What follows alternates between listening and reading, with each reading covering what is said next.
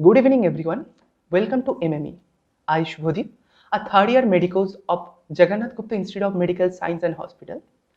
I am here to discuss on cardiovascular system physiology. In this cardiovascular topic, I'll be making a series of 6 to 7 videos, and the topics to be included are cardiac potential, conduction of heart, cardiac cycle, overview of ECG and JVP, and regulation of CVS. I'll be mainly focusing upon the heart part, and in other videos there will be blood. Today I'll be discussing upon cardiac potential. In heart, there are two types of tissues. One is called nodal tissue and another is cardiac muscle. From the name you can guess that nodal tissue, it is present on nodes, AC node and AV node, and the cardiac muscles makes rest of atrium and ventricle. What is the function of AC node and AV node? They generate potential. So they has autorhythmicity. What is the meaning of autorhythmicity? That they generate their own action potential. As they generate their own action potential, that determines the heart rate, means this AC node and this AV node controls our heart rate. And this property of the heart is known as chronotropic effect. Then the cardiac muscles. When this action potential reaches the cardiac muscles, they contract. And this property of the heart known as inotropic effect. Now, let's move to cardiac potential. This cardiac potential are two types, AC nodal potential and the ventricular potential. AC nodal potential, from the name you could know that AC nodal potential means the potential generated at the AC node. And ventricular potential means potential generated at the cardiac muscles. Why I have divided these two types of potential? It is because both has different mechanism. Now let's discuss on ventricular potential. From this graph, you could know that resting membrane potential of the cardiac muscles is minus 90 millivolt. And the firing potential is minus 70 millivolt to minus 75 millivolt, and the spike potential is plus 20 to plus 30 millivolt. Now, the heart or the cardiac muscles are in resting phase. Now, a stimulus, that is the action potential or the potential, reaches into the cardiac muscles, from SA node. What happens now? The sodium channels opens up. Sodium channels has M gate and inside H gate. When the stimulus reaches, the M gate of sodium channels opens. Now sodium starts coming into the cell, means sodium influx takes place. A positive charge coming into the cell. So the cardiac potential increases. It starts increasing from minus 70 to plus 20. And this phase, this sodium influx and the cardiac potential increases. This phase is known as depolarization. Or when the sodium enters into the heart, the cardiac potential increases. This is known as phase 0 or depolarization phase. Okay. Now the heart muscles is in spike potential, that is plus 20 to plus 30. Here the sodium channels closes. Which gate closes in the sodium channel at that potential? You guessed it right. It is H gate. When this H gate or the inactivation gate closes, so no more sodium can come into the cell, what will occur? It will stay at plus 20 millivolt. So the heart is now at the spike potential. At the spike potential, what happened? The H gate or the inactivation gate closes. Now no more sodium can come into the cell. So the action potential will not rise. Now what happened? The potassium channels opens up. So the potassium starts moving out of the cell. Due to potassium efflux, the action potential start decreasing. This fall of action potential is known as early rapid repolarization, or it is also known as phase 1. it moves to 0, it falls down to 0. Now what happens? The depolarized sensitive calcium channel opens up. Now when calcium channels opens up, calcium start moving into the cell. So potassium is moving out of the cell, calcium is moving into the cell. So one positive charge is moving from inside of the cell to the outside, and another positive charge is moving outside to inside. So what will happen? Both will cancel each other. You can understand? Suppose, let me explain in other way. Suppose if we think that potassium is decreasing, potassium is efflux, decreases the action potential. Now at 0, suppose potassium is continuing to move out of the cell, so action potential will decrease, and calcium is moving inside the cell, so action potential will rise. So these both increase and the decrease will cancel each other, and the potential remain in a straight line, and this is known as the plateau phase or phase 2. This plateau phase is utmost important to the heart. I'll be discussing later what is the importance of this plateau phase. Okay, now after a certain time, this calcium channel closes. So what happened? Potassium continues to move out of the cell. So the action potential decreases more. It decreases and reaches to the resting membrane potential, that is minus 90 millivolt. This phase is known as late repolarization phase. Now again the action potential reaches to minus 90, but what has happened in the cardiac muscles? In the depolarization, the sodium has entered, and in the repolarization, the potassium has moved out. So there is a disbalance of the ions. Now what will cause this disbalance? The sodium and the potassium. Now heart does that, they will throw this sodium out of the heart and will bring back those lost potassium into the heart, and this function is done by sodium potassium ATPase pump, or simply sodium potassium pump, and that maintains the resting membrane potential, and this phase is known as phase 4 of the heart. Now let's revise quickly. So heart is in the resting membrane potential, it's due to, correct, sodium potassium ATPase pump. Now the sodium enters, cardiac potential increases. This is known as depolarization or phase 0. It reaches to the peak or the spike potential. Now potassium starts moving out of the cell.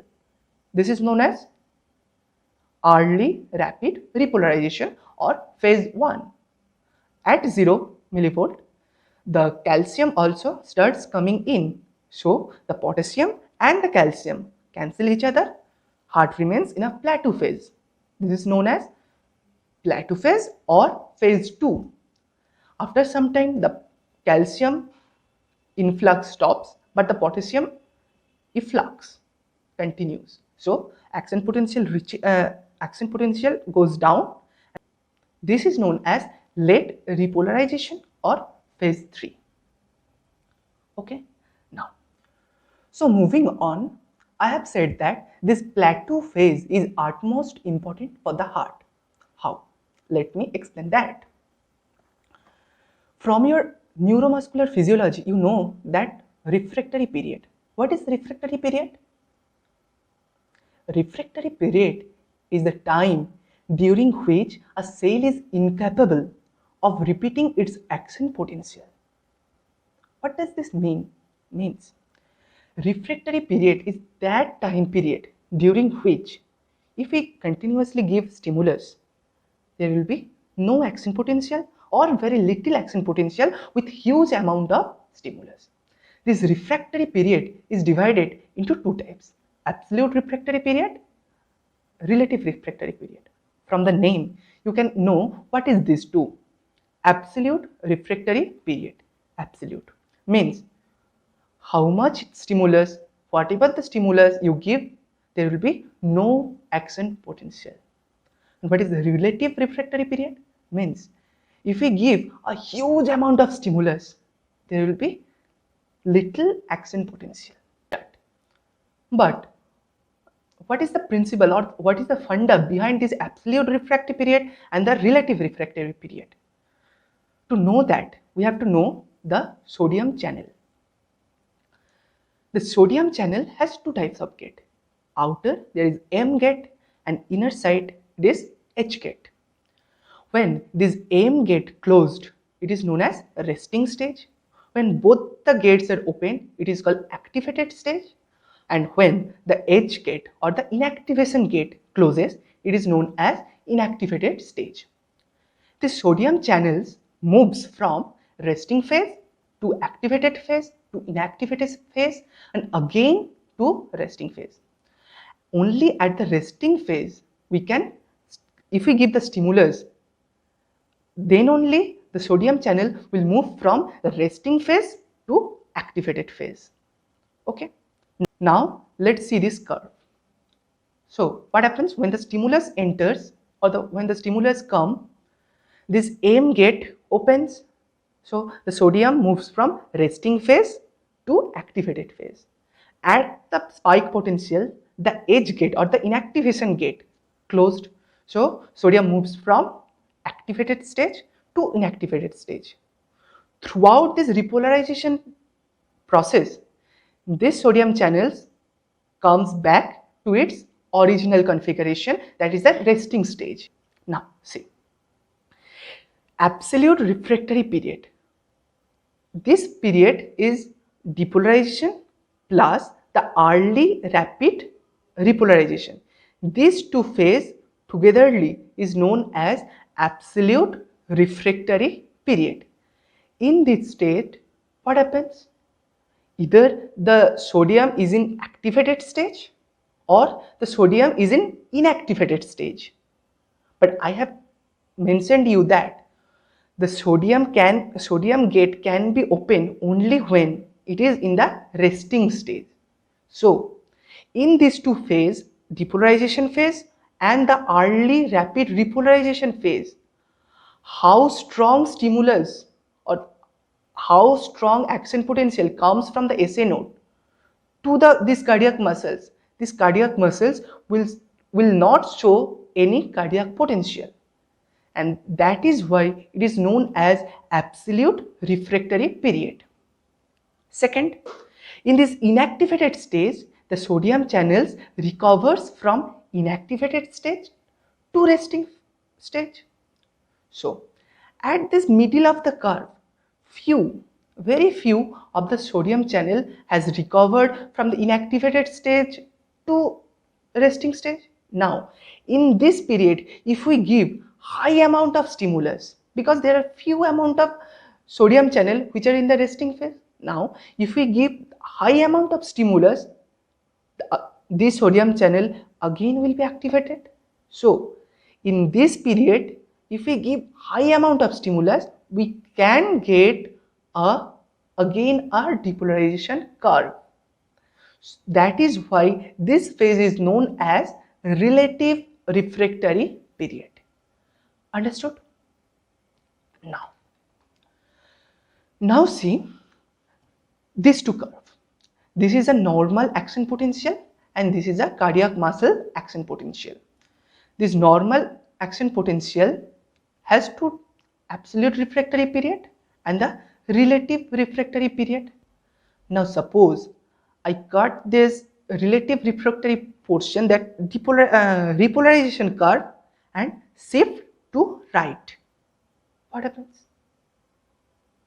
Suppose I have cut this relative refractory period and separated towards left. Now there is a distance between depolarization curve and there is distance between repolarization curve, and I have joined by this dotted line. What happens? The absolute refractory period increases. If this absolute refractory period increases, now the heart has more amount of or the more time for the absolute refractory period. Now, so what happens?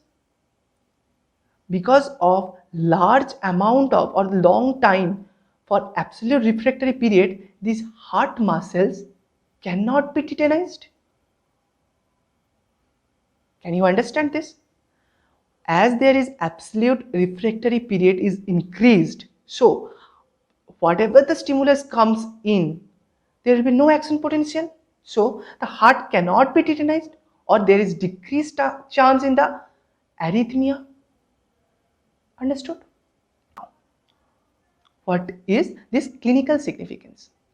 See, the absolute refractory period increases, so the chance of arrhythmia or chance of being tetanized or arrhythmia decreases, and this is the basic funda behind using antiarrhythmic drugs.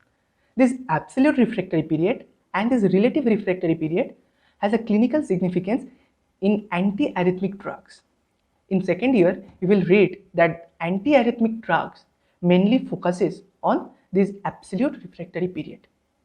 If a drug can increases the absolute refractory period of the cardiac muscles, so whatever the stimulus comes, it will not show the cardiac potential, so arrhythmia will not take place. The antiarrhythmic drugs, mainly the class 3 drugs, are potassium channel blockers. Tell me, what is the importance of potassium channel? Yes, the potassium channel is mainly involved in repolarization curve. If a drug stops or blocks this potassium channel, what will occur? The absolute refractory period will increases and the chance of arrhythmia decreases. This is the main funda behind the, there are many other fundas also, there are other principles too, and this is one of the principles behind the antiarrhythmic drugs. This completes our ventricular potential. Now let's move on to SA nodal potential. SA nodal potential. SA node. What is SA node? Cyanoatrophial node. It is known as the pacemaker of heart. Why it is known as the pacemaker of the heart? Because it generates its own potential. But AV node, bundle of His Purkinje fibers, also has the capability to generate its own potential. But why we say only the SA node is the pacemaker of the heart? Okay, if you know that, please comment down below. I'll be discussing this, the answer of this, in the next video of conduction of heart. Let's start AC nodal potential. From this curve, can you say me what is the resting membrane potential of AC node? Yes, AC node or the nodal potential do not have a resting membrane potential. It always have a restless membrane potential. Why I am saying that restless membrane potential? It's because this membrane potential oscillates between minus 60 millivolt to minus 40 millivolt. But why this happened? Why in ventricular cell we have a resting membrane potential and in nodal cell we have a restless membrane potential? What are the causes of this restless membrane potential? Let's discuss that. First one, potassium efflux, decrease in the rate of potassium efflux. I'll be discussing later. Second cause is calcium ions. Now, at this, the calcium starts coming into the cell. Okay, before that, the calcium has two types of channel. One it is known as T type and other is L type. T type means transient current, means calcium channel will open and close, open, close, open, close, transient. And L type means long lasting. It will open for a longer time. What type of channel will be involved in this current? Yes, it is calcium T type of channel. And this calcium T type channel influx, due to this calcium T type channel and calcium influx, there is 50% of this pre-potential curve. And the last cause is the funny current. A funny current is a special type of sodium channel. Due to the influx of this sodium channel, the potential rises. And these three causes leads to the restless membrane potential. Now the restless membrane potential is minus 40 to minus 60. At minus 40, calcium L-type channels opens. What will happen? Calcium channel will open, so the positive charge will move into the cell. When this positive charge move into the cell, there will be positive, that is action potential will gradually increase. As the action potential gradually increases, this phase is called depolarization phase or phase 0. You can say, why it is called phase 0, why not phase 1, phase 2, phase 3? It's because this numbering of the phases of nodal potential purely depends on the ventricular potential. In ventricular potential curve, we have studied that this depolarization phase is called phase 0, and that's why here also this depolarization phase is called phase 0. Now the action potential reaches to 0. At 0, what happened? This calcium channel, that is the L-type calcium channel, closes. What will open? Yes, potassium channel opens. When these potassium channels open, the potassium starts moving out of the cell, that is potassium efflux. Due to this potassium efflux, the potential gradually decreases.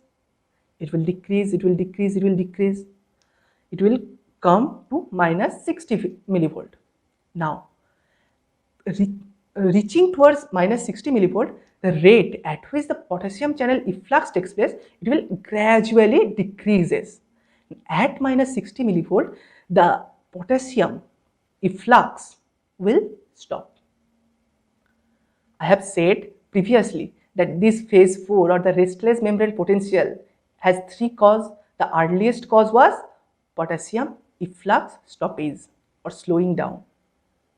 Now you can know that how this potassium channel helps in restless membrane potential. Okay, so at minus 60 millivolt, potassium channels closes. Now what will open? Funny current. Yes, this funny current sodium channel will open, and again what will open? Calcium channel. What type? P type of calcium channel, that is transient calcium channel will open. Again the curve will move from minus 60 to minus 40 millivolt. You can see that there is no stimulus from the outside, but still this curve moves from minus 60 to minus 40 to 0 or the spike potential. Again it will come back. So this is why the SA nodal tissue or the nodal tissue has autorhythmicity. Okay. Now funny current. One of the cause of phase 4 or the restless membrane potential was funny current. What is this funny current? What's funny in this current? No. Now let's discuss.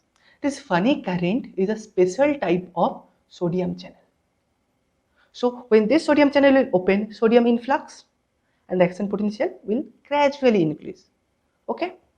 This funny current is also known as HCN, hyperpolarization cyclic nucleotide. There are two sites where we can find this funny current. One is eye, means visual pathway, and two is heart. Now, there are two sites in our body where we can find this funny current. One, it is eye, and second, it is heart. There are some cardiac drugs that will block to this funny current, and what will it cause? It will cause bradycardia. See, if we block this funny current, So there will be no restless potential. So there will be no generation of cardiac potential. That would leads to decrease in the heart rate or bradycardia. One of this drug is ivabradine. From this name, you can say this ivabradine, I. This I is for funny current or IF. This V is for visual acuity. One of the prime side effect of this ivabradine is decrease in the visual acuity. And this brad refers to bradycardia. From this name, you can guess the action, the type, and the side effect of this current. Okay. Now again come back to this curve. So this is restless membrane potential. Now action potential, repolarization, again restless membrane potential. This restless membrane potential is called phase 4 of the curve. Why it is called phase 4? Again move back to ventricular potential. The restless membrane potential, the phase is, yes, phase 4. The depolarization phase is phase 0. So here also phase 0. Then there the early repolarization phase was phase 1. The plateau was phase 2. But here is no early repolarization or plateau phase. So phase 1 and phase 2 is absent here. Understood? So in the SA nodal potential, what are the phase absent? Yes, it's phase 1 and phase 2 is absent in SA nodal potential. You know why? Okay. Now let's revise this curve once again. So phase 4, it's called restless membrane potential. It's because of 3 causes. First cause, decrease in the potassium efflux. Second cause, calcium T-type channel influx. Third cause is funny current. Now phase 0, calcium L-type channel opens, calcium enters. Phase 3, potassium channel opens, potassium efflux. Okay. Now last is effect of ANS, that is autonomic nervous system, on the SA nodal potential. You can see this 3 curve. Blue one is number 1, red is number 2, and yellow is number 3. Can you say me what is the difference in these 3 curves? Yes, it's the slope of restless membrane potential. In first curve, in 2 is the normal curve. It has a normal resting membrane potential. Now comparing with 2, the first curve has increased in the slope of the restless membrane potential, and the second curve has flattened or decreased in the slope of restless membrane potential. When there is an increase in the slope of restless membrane potential or pre-potential, this restless membrane potential or the pre-potential, because it is taking place before potential. So pre-potential, when this curve increases, what will happen? This whole curve will take place more quickly. That will leads to increase in the heart rate. And who does it? It's the sympathetic system. How?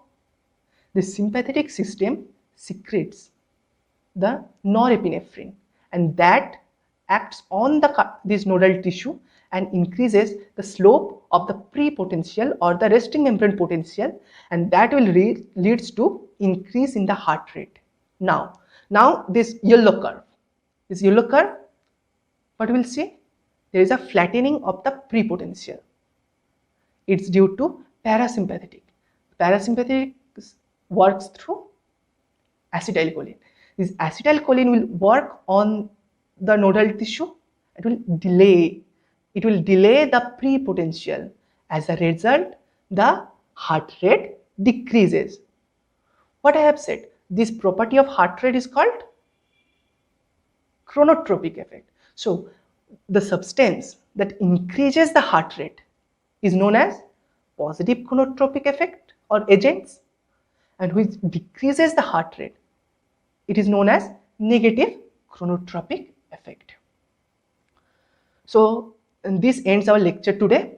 If you have any problem or any doubt, please comment down below, and the next video is probably will be uploaded in the next month, and we'll be discussing on that the conducting system of heart. Thank you.